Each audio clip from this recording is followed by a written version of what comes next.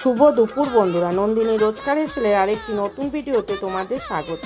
তোমরা সবাই কেমন আছো? আমি কিন্তু বেশ ভালোই আছি। আজকের হেসেলে কিন্তু কোনো একটা রেসিপি শেয়ার হবে না, হবে 3টে রেসিপি, আর সেটাও ভেজ থালি।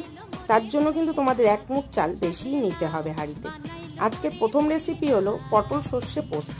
তার জন্য কড়াইতে তেল গরম করে পটলটাকে ভালো করে খোসা ছাড়িয়ে ধুয়ে নিয়ে নুন হলুদ মাখিয়ে ভেজে নিয়েছি।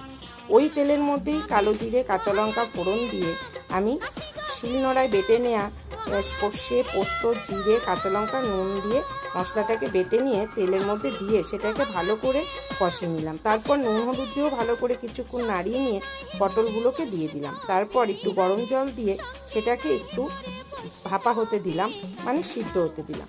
তারপর আমার জাস্ট পটল রেডি। একটু শুকিয়ে নিয়ে আমি নুন মিষ্টি আবার চেক করে একটু মিষ্টি দিয়ে দিলাম। তারপর নামানোর আগে একটু কাঁচা তেল দিয়ে দিলাম। সেকেন্ড রেসিপি হলো